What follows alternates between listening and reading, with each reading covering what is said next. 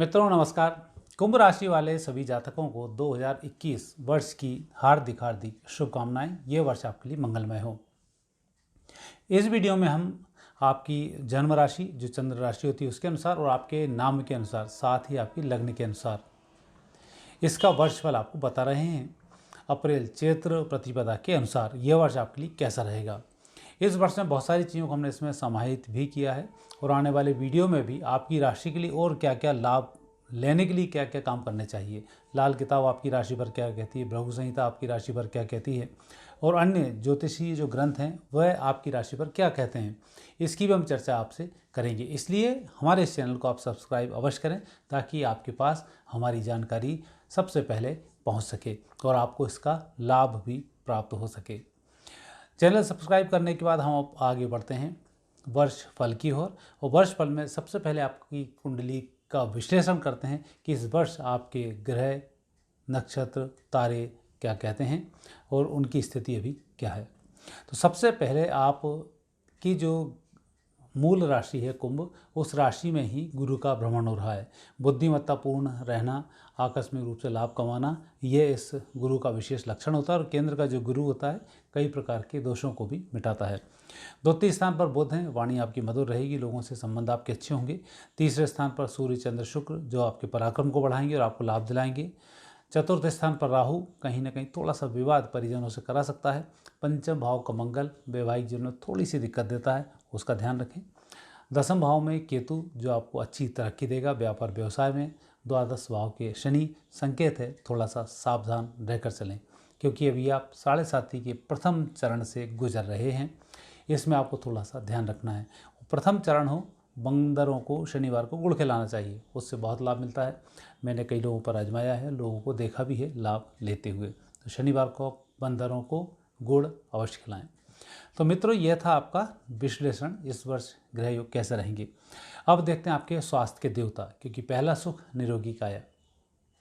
स्वास्थ्य के जो देवता बनते हैं भगवान शंकर हैं, उनकी आप आराधना करें, भगवान शंकर का आप अभिषेक करें, इससे आपको लाभ मिलेगा। और कुंभ राशि के लिए इस वर्ष अच्छा योग है। कुंभ भी इस वर्ष भरे हुए हैं हरिद्वार में।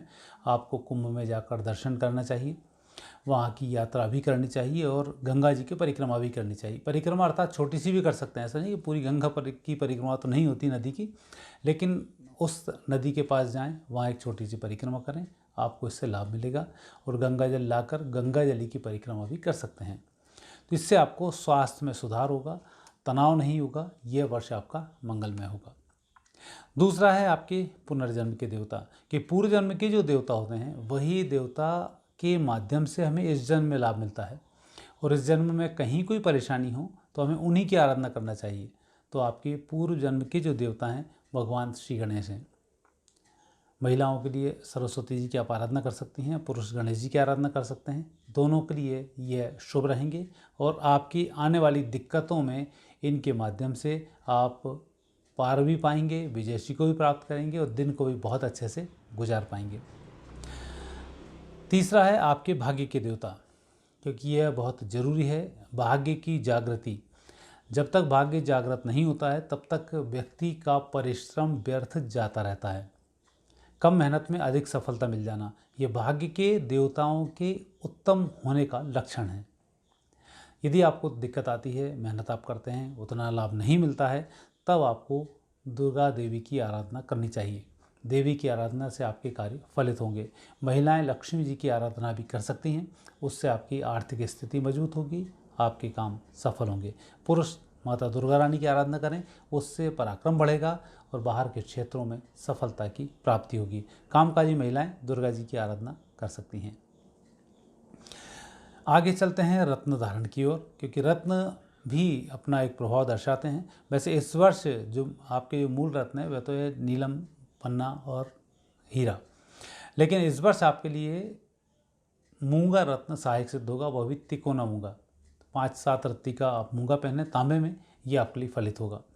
रत्न आप नहीं धारण कर सकते हैं तो मंगलवार को मिठाई अवश्य बांटें, उससे आपके भाग्य में उन्नति होगी, रुके हुए काम सफल होंगे। उपवास यह हमारे तप को बढ़ाता है, पूर्व जन्म का दोषों को मिटाता है, लाभ दिलवाता है। आकस्मिक लाभ के लिए उपवास बहुत शुभ होते हैं। हालांकि जो लोग शुगर के पेशेंट हैं या बीमार हैं उनके लिए ये बात नहीं है, लेकिन आपको थोड़ा थोड़ा भोजन करना चाहिए, ज़्यादा आप नहीं करें, वह भी उपवास के बराबर ही फल देता है। तो उपवास आपको करना है शुक्रवार के, ये उपवास आपके लिए फलित होंगे। और कहीं कोई समस्या ज़्यादा है तो मंगलवार के उपवास आप कर सकते हैं, यह भी उत्तम रहेंगे। दान, दान का हर जगह महत्व है, और यह महत्व आपकी राशि के लिए तो विशेष इसलिए क्योंकि आप कुंभ राशि के स्वामी, और कुंभ के समय में हर व्यक्ति दान करता है, और आपकी राशि वैसे भी दानी राशि होती है, लोगों की सहायता करना में आपको अच्छा आनंद आता है। तो निश्चित रूप से इस वर्ष आप दान करें। दान में भोजन दान हो सकता है, वस्त्र दान हो सकता है, इन दोनों दान के माध्यम से आपको लाभ मिलेगा। और यदि कहीं आप स्टूडेंट हैं, पढ़ाई में दिक्कत आ रही है, तो पुस्तकों का दान भी आप कर सकते हैं, तो यह भी आपके लिए विशेष फलकारक होगा।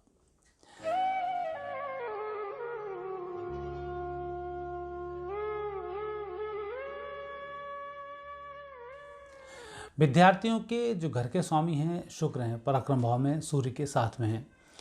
थोड़ा सा व्यक्ति पढ़ता है, फिर उठ के चला जाता है, फिर आ जाता है, कुछ प्रश्न याद कर लेता है, कुछ प्रश्न छोड़ देता है, तो ये जो शुक्र का चक्रव्यूह है थोड़ा सा विपरीत बना रहता है। कहीं ना कहीं पराक्रम बड़ा होता है, ओवर कॉन्फिडेंस होता है कि हम ये सब कर लेंगे, लेकिन आखिरी तक व्यक्ति प्रॉपर पढ़ नहीं पाता है। ये इस वर्ष भी आपके साथ होगा कि आप कछुआ और खरगोश की आपने कहानी सुनी होगी। खरगोश दौड़ता है लेकिन रुक जाता है, कछुआ धीमे धीमे चलता है और जीत जाता है। तो इस वर्ष आपको कछुआ बनना पड़ेगा, खरगोश बने आपको नुकसान हो जाएगा। शुक्र आपका जो संकेत दे रहा है वही शुक्र का संकेत है कि आप जो भी काम करें लगन के साथ, बिना लाइन को तोड़े हुए कार्य करते रहें, आप सफल हो जाएंगे। जहाँ ट्रैक से हटे वहीं आपके साथ नुकसान हो सकता है। तो पढ़ाई वाले विद्यार्थियों को विशेष रूप से इस बात का ध्यान रखना है। कॉम्पिटिटिव एग्ज़ाम्स की पढ़ाई आप कर रहे हैं, आपको सफलता मिलेगी, इसमें कोई संदेह नहीं, क्योंकि राहु कहीं ना कहीं आपकी मदद अवश्य करेंगे। पर राहु का भी संकेत यही है कि मेहनत आपको बहुत करनी होगी, तब जाकर सफलताओं की प्राप्ति होगी। क्योंकि कुंडली में कुंभ राशि की कुंडली है, अन्य राशि वाले भी हैं, वह भी कंपटीशन में होते हैं। योग यदि आपका है और आपने मेहनत प्रॉपर की तो आपको सफलता मिल जाती है। तो इस सिद्धांत को आप मानकर चलें कि ये सफलता का सिद्धांत इस वर्ष आपके साथ में है। विदेश के योग आपके बिल्कुल लाभकारी हैं, क्योंकि शुक्र केतु ये ऐसे ग्रह हैं जो कहीं ना कहीं से व्यक्ति को तरक्की देते हैं और हवाई यात्राएं कराते हैं और विदेश तक पढ़ने या स्वैच्छिक कार्य के लिए भेज सकते हैं। इस वर्ष आपकी इच्छा पूरी हो सकती है। जिस क्षेत्र में आप पढ़ने जाना चाहें वहाँ के अच्छे कॉलेजों में एडमिशन के योग बनते हैं। कुंडली में कहीं चतुर्थ भाव कमज़ोर है, पंचम भाव कमज़ोर है, वहाँ दिक्कत हो सकती है। तो उस दोष की निवृत्ति के लिए भगवान श्री गणेश जी की आप आराधना करें। उनकी आराधना से आपकी पढ़ाई में सफलता की प्राप्ति होगी।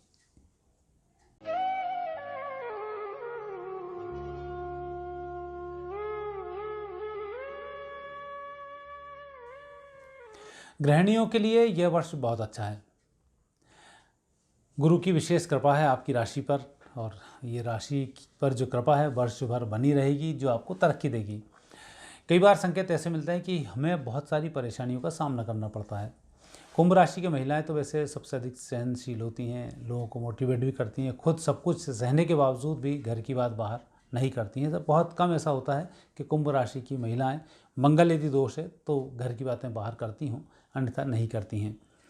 इस वर्ष गुरु की विशेष कृपा है आपके ऊपर। जो भी आप सोच रही हैं, जो आप कर रही हैं, जो परिवार के लिए करना चाहती हैं, वह सब कुछ आपकी मेहनत से सफल होने वाला है।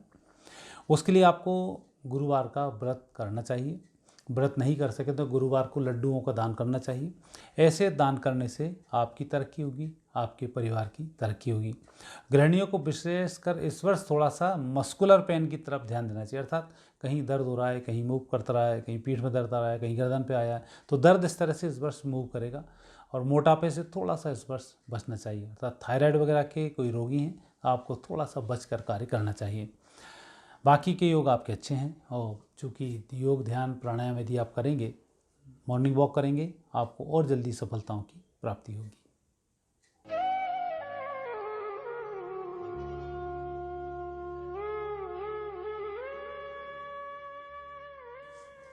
नौकरी के घर के स्वामी मंगल हैं, जो नौकरी के घर से अवश्य ही अष्टम बैठे हुए। थोड़ी सी दिक्कत आपको 2 महीने हो सकती है, अप्रैल, मई और जून में, लेकिन जुलाई से आपको सफलताएं मिलना शुरू हो जाएंगी। यदि जनवरी फरवरी में जॉब आपका चेंज होता है तो उस समय में थोड़ा सा हार्ड वर्क करना होगा, फिर आप सफल होंगे। और इस वर्ष बाकी का समय आपका अच्छा है। नौकरी में परिवर्तन है, नौकरी में प्रमोशन है। जिन लोगों की नौकरी नहीं लग रही हैं उन्हें जुलाई से सितंबर तक सफलता मिलेगी। फरवरी के महीने में भी उनको सफलता मिल सकती है। लेकिन विदेश के लिए नौकरी का प्रयास कर रहे हैं तो आपको जुलाई के बाद सफलता मिलेगी। और अपने ही देश में, अपने ही क्षेत्र में नौकरी का प्रयास कर रहे हैं तो फरवरी मार्च आपके लिए उपयुक्त समय है। इस वर्ष विशेष ध्यान आपको इसका रखना है कि आप जहाँ भी नौकरी करने जाएं वहाँ पर आपको वर्कलोड अधिक होगा और लोग आपके ऊपर निगाह भी लगा कर बैठे होंगे कि आप कहाँ गलती करते हो। यदि आप गलती करते नहीं पाए गए, तरक्की करते हुए पाए गए, काम अच्छा कर रहे हैं तो आपका प्रमोशन अक्टूबर नवंबर के महीने में हो जाएगा। चाहे आपकी नौकरी अभी लगी हो तो भी कुछ ना कुछ आपके लिए बेहतर नवंबर आ रहा है, लेकिन साल भर के लेके जोखे के साथ। तो इस वर्ष मेहनत और ईमानदारी का परिचय दें, आपको सफलता अवश्य मिलेगी।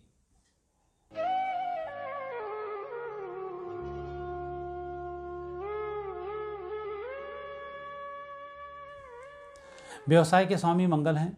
इस वर्ष यदि कहीं आप कंस्ट्रक्शन से जुड़े हुए हैं, भूमि, भवन, वाहन इनसे जुड़े हुए हैं, आपका व्यवसाय फलित होगा। खदानों में किसान यदि आप हैं, आपको अच्छा लाभ मिलेगा। बजरी, गिट्टी, रेत इनका यदि काम करते हैं, सीमेंट, इनसे भी आपको बहुत अच्छा लाभ मिलेगा। तो इस वर्ष के जो लाभ के योग हैं ये योग अधिक हैं बनिस्बत नुकसान के। लेकिन थोड़ा सा डर इस बात का है कि अधिक उधारी ना करें, बहुत ही सोच समझ कर उधारी करना, क्योंकि शनि द्वादश भाव में उधारी देकर व्यक्ति पर कर्ज बढ़ा देते हैं और व्यक्ति का तनाव बढ़ जाता है। तो आपको इस बात का थोड़ा सा ध्यान रखना होगा, तभी आपके लिए सारे काम फलित होंगे। और विशेषकर यदि कहीं आप देश विदेश से संबंधित कोई कार्य करना चाहते हैं और उसका कोई प्लानिंग आपका चल रहा है या किसी से बात चल रही है तो ये बात फरवरी के बाद अप्रैल के अंदर फलित होगी और आपको उस पर कार्य करना होगा, जिसमें आप आने वाले समय में सफल भी होंगे। तो व्यापारिक गतिविधियाँ आपकी अच्छी हैं। सिर्फ नुकसान 2 कंडीशन में होगा। एक कंडीशन उधारी अधिक देने में, दूसरी कंडीशन गलत वायदा करने में। किसी व्यक्ति से आप वायदे करने गलत ना करें, जो भी हो बिल्कुल सही हो, चाहे कर सकते हो या ना कर सकते हो, उसमें आप मना करने में कोई लापरवाही ना करें। मना करेंगे तो भी काम आपके हाथ में है। यदि हाँ कर दिया तो लायबिलिटीज़ बढ़ जाएगी, ना कर दिया लायबिलिटीज़ कम होगी, लेकिन काम हाथ से नहीं जाएगा।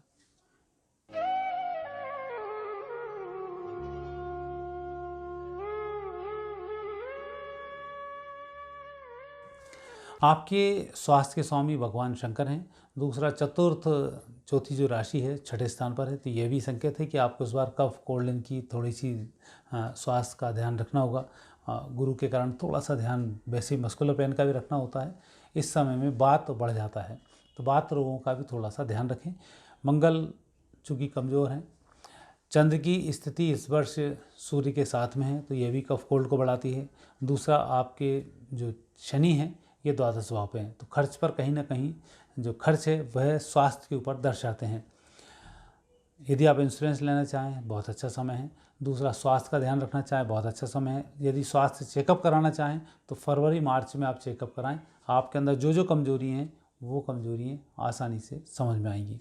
तो स्वास्थ्य की दृष्टि से यदि आपको साधना करनी है तो हम मंत्र की साधना करें। हम बोलें, गले पर विशुद्धि चक्र पर अपना ध्यान लगाएं और 5 से 10 मिनट रोज गुजारें, तो ये आपके स्वास्थ्य के लिए अच्छा होगा। साथ ही स्वास्थ्य के लिए गुरु, शनि और चंद्रमा जब ये बनते हैं तो ऐसे समय में जंगल की यात्रा करनी चाहिए। 7 दिन में 1 दिन चाहे पार्क में चले जाएं, आपको जाना चाहिए, जो आपके स्वास्थ्य के लिए अच्छे परिणाम प्रदान करेगा।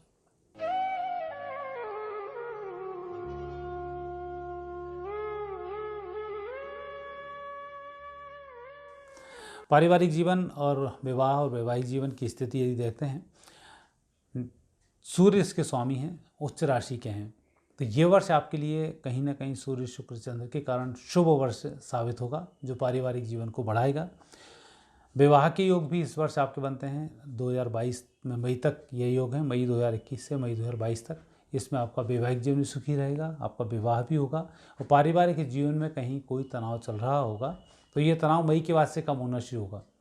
कोर्ट कचहरी के मामले हैं, यदि आप विवाह को तलाक में परिवर्तित ना करना चाहें तो आप थोड़ा सा प्रयास करें अपने जीवन साथी से बातचीत करने का, लेकिन इसमें बिचौलियों को ना लाएं, ना माता पिता को ना अपने परिजनों को। आप दोनों बात करें, डायरेक्ट बात करेंगे, आपको सफलता बहुत जल्दी मिलेगी और आपका काम बन जाएगा। तो इस वर्ष थोड़े से प्रयास से आपके तलाक के योग टल सकते हैं। पारिवारिक जीवन आपका सुखी रहेगा। आपको थोड़ा सा प्रयास करना होगा, आप ही का प्रयास सफल होने वाला है।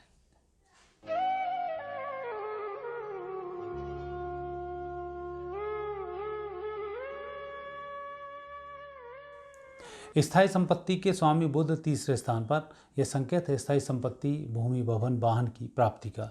यह प्राप्त अवश्य होगा। लेकिन जिन लोगों को कहीं पत्रिका में शुक्र का कोई दोष बना है, सूर्य का कोई दोष बना है, तो उन्हें अवश्य थोड़ा सा इसमें कष्ट होगा स्थायी संपत्ति को खरीदने में। उसके लिए आपको भगवान शंकर की आराधना करनी होगी। उनकी कृपा से आपको वाहन की प्राप्ति होगी और लाभ भी मिलेगा। और यदि आप वाहन खरीदते हैं तो निश्चित रूप से शंकर भगवान के मंदिर में जाएं, वहाँ पे धागा बांधें, आपको लाभ मिलेगा। मकान भी खरीदते हैं, कुछ करते हैं, तो भगवान शंकर की आराधना करने के बाद या भगवान शंकर का अभिषेक करने के बाद आप गृह प्रवेश करें, उसमें भी आपको लाभ मिलेगा। और यह योग आपके फरवरी से शुरू हैं, तो 2021 एंड और 22 के स्टार्टिंग तक ये चलेंगे। तो इस वर्ष आपको इसमें सफलता प्राप्त हो सकती है। कहीं कोई दोष बन रहा है पत्रिका में, तो ऐसे समय में पीपल के वृक्ष पर एक मुट्ठी चीनी चढ़ाएं, चीनी अर्थात शक्कर, और उसकी परिक्रमा करें। तो जो दोष बन रहे होंगे वह दोष दूर होंगे, स्थायी संपत्ति का लाभ भी आपको प्राप्त होगा।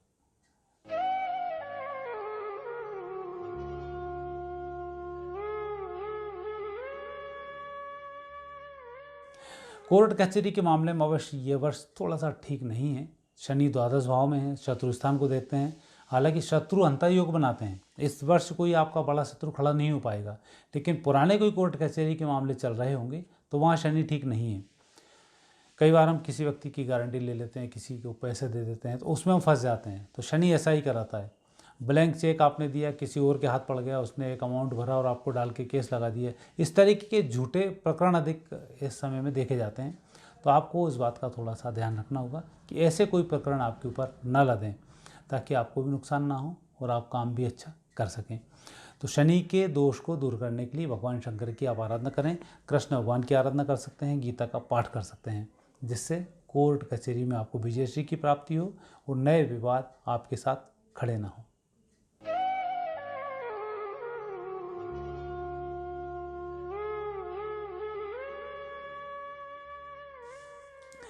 आध्यात्म की चर्चा बिना तो ज्योतिष शास्त्र अधूरा है, क्योंकि ज्योतिष शास्त्र सिर्फ इस बात का शास्त्र नहीं है कि हम आपको धन दिलवाएं, विवाह कराएं, चोरी की वस्तुएं बताएं, राजनीति बताएं, कौन जीतेगा कौन हारे बताएं, पास होगे नहीं होगे, पैसा मिलेगा नहीं मिलेगा। ज्योतिष शास्त्र की उत्पत्ति इस बात के लिए नहीं हुई है। ये तो उसके एक छोटे छोटे से पार्ट है जो व्यक्ति आसानी से बता सकता है। एक्चुअल ज्योतिष की उत्पत्ति तो भगवान से मिलाने के लिए हुई है। ज्योतिष के माध्यम से व्यक्ति ब्रह्म तक कैसे जल्दी से जल्दी पहुंचे, उसके लिए ज्योतिष की उत्पत्ति है। और उसी में हम आध्यात्म की आपसे चर्चा करते हैं। आपके आध्यात्म में विशेषकर भाग्य के जो स्वामी शुक्र हैं, जो भाग्य स्थान को देखते हैं, तो संकेत है इस वर्ष की सफलताओं का। देवी साधना के जितने लोग हैं इस वर्ष बड़े सुकून में रहेंगे और साधना में आपका मन भी लगेगा। शैव संप्रदाय के लोगों के लिए साधना थोड़ी सी बढ़ानी होगी और वैष्णव संप्रदाय को तो लाभ ही लाभ है, क्योंकि इस वर्ष गुरु की विशेष कृपा है। विष्णु जी की आपको विशेष कृपा होगी, लाभ मिलेगा। तो इस वर्ष यदि आपको साधना करनी है तो पाठ करें। रामचरितमानस का पाठ कर सकते हैं, गीता का पाठ कर सकते हैं, भागवत का पाठ कर सकते हैं, या जो भी आप स्तोत्र का पाठ कर सकते हैं। इन्हीं चीज़ों को आप बढ़ाएं और लगातार इनके अनुष्ठान कर डालें। इस वर्ष आपको सफलता मिलेगी। और दोनों नवरात्रि इसके लिए बहुत अच्छा समय है आपकी साधना को सफल करने के लिए। और यात्रा यदि करनी है तो जो भी आप यात्रा करें, थोड़ी सी दवाइयों को लेकर जाएं। अपनी जो कमजोरी है उसको छुपाते हुए जाएं। छुपाते हुए मीन्स जैसे यदि आप बीमार हैं तो आप दवा आपको साथ लेके जानी है। यदि आपके पास पैसे कम है तो पैसे की व्यवस्था पूरी करके जानी है। अधिक लेकर जाएं ये नहीं है, लेकिन उन चीज़ों को आप थोड़ा सा बचाते हुए लेकर जाएं, उनकी व्यवस्थाएं करें। छुपाएं ना, ये पैसा नहीं है और आपने यात्रा पर निकल ली, नुकसान हो जाएगा। दवाइयाँ घर छोड़ गए निकल लिए तो नुकसान हो जाएगा। तो उस चीज़ का थोड़ा सा ध्यान रखें। यात्रा करें, यात्रा मंगलमय होगी और आपकी तरक्की होगी। तो आध्यात्मिक दृष्टि से भी यह वर्ष आपके लिए बहुत अच्छा साबित होने वाला है और इसकी शुरुआत पहली नवरात्रि से ही हो जाएगी, जो आखिरी नवरात्रि तक फलित रहेगी। मित्रों, अब नमस्कार। 2021 आपके लिए मंगलमय हो। ये प्रोग्राम आपको कैसा लगा, इसको लाइक अवश्य करें, दूसरे लोगों को देखने के लिए प्रेरित करें। हम फिर कुंभ राशि की कुछ नई विशेषताओं को लेकर, कुंभ राशि के लिए लाल किताब क्या बोलती है, कुंभ राशि यहाँ के लिए हमारा शास्त्र क्या बोलता है, उनकी फिर हम आपसे अगले वीडियो में चर्चा करेंगे। इसलिए सब्सक्राइब भी करें, बेल आइकॉन भी दबाएं ताकि हमारी वीडियो आप तक सबसे पहले पहुंच सकें। धन्यवाद।